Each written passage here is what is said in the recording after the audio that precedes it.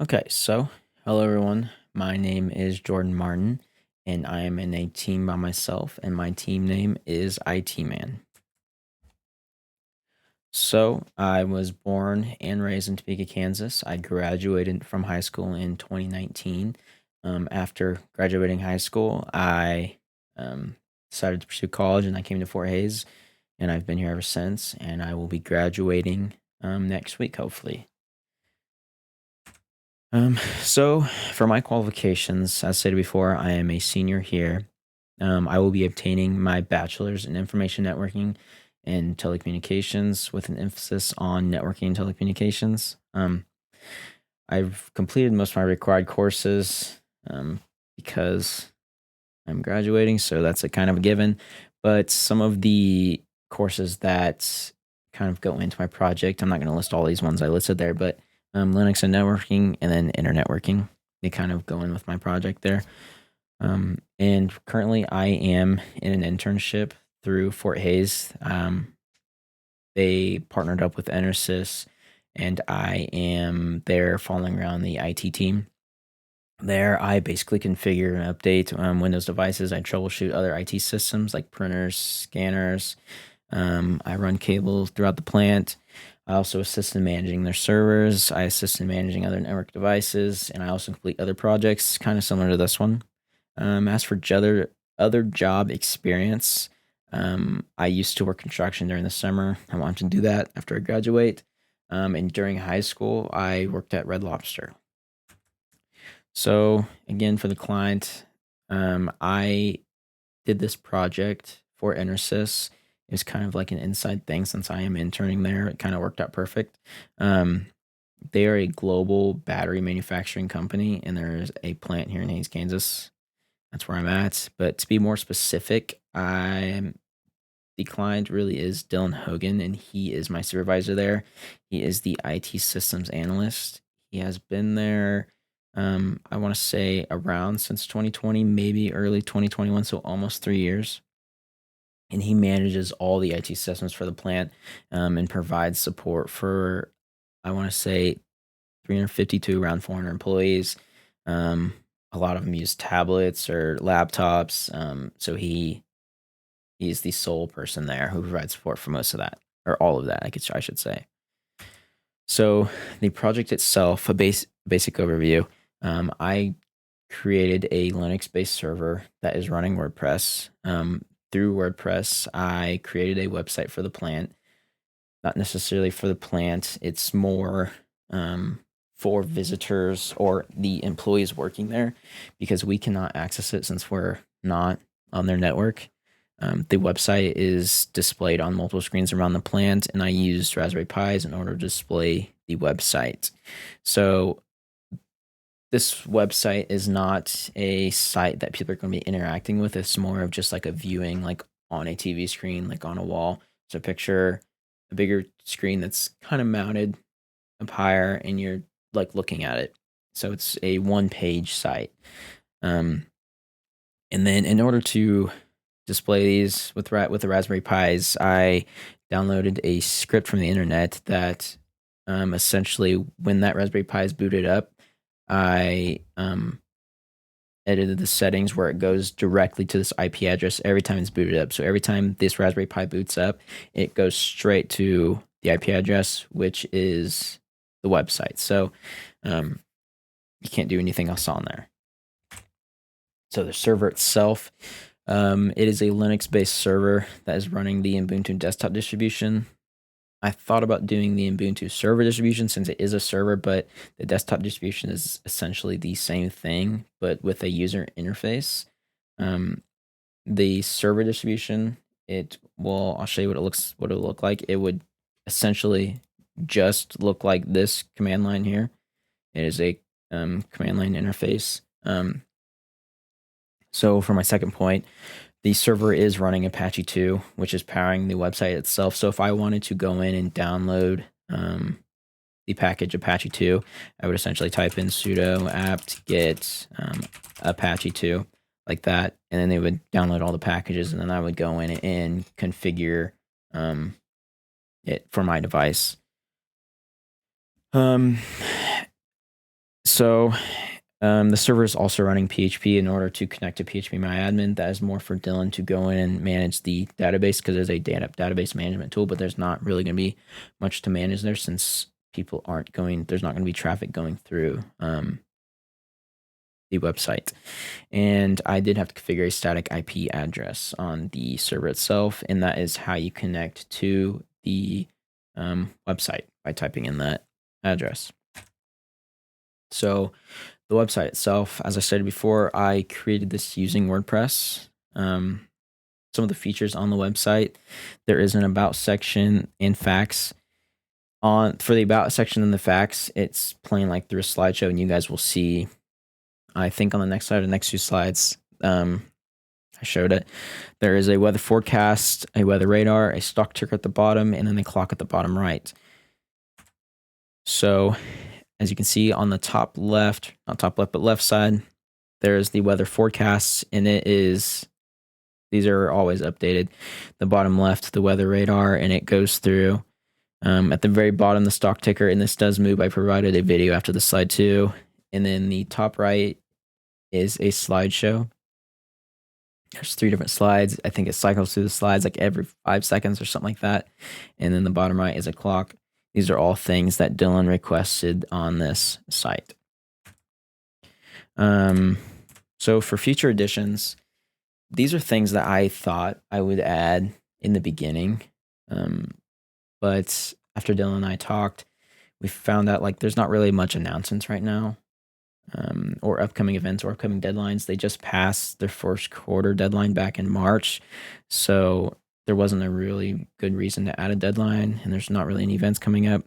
But it is super simple for them to go in and add another page to that smart slider, so they can add announcements if there are announcements or events or deadlines coming up. So here's a video of the actual it on display. Excuse my face down there at the bottom middle, but this is one of the pies that are kind of slower. That is why it kind of looks laggy. Kind of wanted to show it both ways. And then for the next slide, I do provide a video of it going on my actual computer there at the plant, so you can kind of see it not as laggy. And you can see that the radar does work. I have it set as for an hour. There was an option for 6 hours or 12 hours. I don't know if you can see that. It's kind of hard to see. It's really small, but I decided on 1 hour because people coming into the plant are visitors. They're going to want to know what the weather is looking like right now, not, the past 12 hours or past 6 hours. And the clock's on there because Dylan said that employees often look up. Some of them don't wear watches, and they want to see what time it is. And also, I don't know if you guys paid attention. Not paid attention, but I don't know if you guys saw at the very bottom, the stock. You can see the stock ticker moving on there. So since there wasn't, like for my project, I didn't record like a video or record like a commercial for someone or created like a website that people can access. So I couldn't show you guys that. I kind of wanted to go in and actually show you guys how I made the website. So this is the WordPress dashboard on the left there. You can see that it has the posts that you make, the pages that you make, the plugins and all the settings for the stuff. So I wanted to provide a screenshot of all the plugins that I made, and this is actually how I put together the website itself. So you can see I have the Live Simple clock, and that is actually the clock at the bottom right. For the clock, I had to go in and edit it if what time zone I was in, if I wanted the 12 or 24 hours, and actually what size of the clock and what color I wanted it.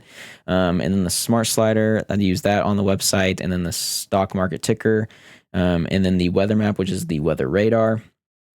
I used all those, and I'm going to go in and show you actually a little more of the settings on each of these. So for the smart slider, this is actually what the dashboard looks like when I'm editing this. At the top, you can see that I can go in and add and edit each of the slides. This is the first slide that you see when you're on there.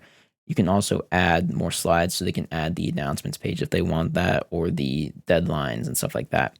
And on the right side of the screen, this is actually how you, this is actually how you go in and edit that that slider itself. So you can go in and add text or add another white box or position that box somewhere else on that screen.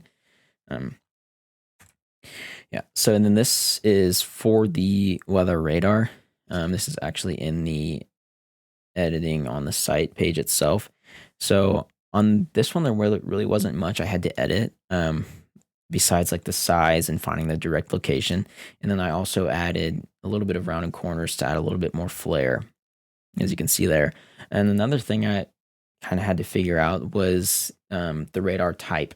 So I figured out that lightning was more of like the radar that we look at usually when you're looking at a radar on your phone or online or you're seeing it like on the news. It's more of like big storms or rain coming in. There was a bunch of different options on there that I had never heard of, but lightning was the specific type that I had to. Um, and then the zoom level, I put it to 5. It was zoomed out, like showing all of North America. So I zoomed in on this specific location, and then I put the latitude and longitude of East Kansas for it to focus on. And then this is the actual stock ticker settings itself. For this one, I did have to get an API key from the site that allowed the plugin to be on WordPress. So I think it's, stockdio.com, which it was free. I just had to go on there and I think type in Dylan's email address so he can access this in the future if he needs to change it. And I also had to add Intersys as a stock on the ticker. And then at the bottom, you can see that there was multiple different displays I can choose from. I actually chose a different one, but Dylan liked the default one because it showed the logo really big and it showed what the price of the stock was. And then it showed if it's going up or down that specific day. And this wasn't something I thought of in the beginning, adding a stock to it, but I saw this plugin when I was searching through the plugins on the actual WordPress website, and I brought it to Dylan's attention, and he thought that was a great idea because many of the employees there do have some shares in the company, so they might want to see if how the stock is doing essentially. And I also, here's another screenshot of a better look at it. As you can see, it's big and yeah. So some of the problems that I did come across, there wasn't really many problems when I was setting up the server. One problem I did come across was actually getting it on the network. So in order for me to display this website on the screens using those pies, I needed to get on the network, and I could not connect it to their domain. But I ultimately did figure out that Dylan had to go in and like approve this device to be connected on their domain. So that eventually worked out. For the website itself, I thought I knew more about WordPress coming into this than I actually did. So this was kind of like a learning curve for me. So I did come across a few problems going through WordPress. I kind of had to look up some stuff and learn some stuff about that. And then plugins were kind of, I think that was my biggest issue was plugins. I think I downloaded and went through probably around 40 plugins. A lot of the plugins were not up to date. And half the time, I think I just didn't like how they've looked on the web page. So the results of my project, I think that it ultimately went well. It is up and running now, and it is on around the plant. So, and I coming into this, I wanted to build something where they can go in and easily edit this in the future because I'm not going to be there.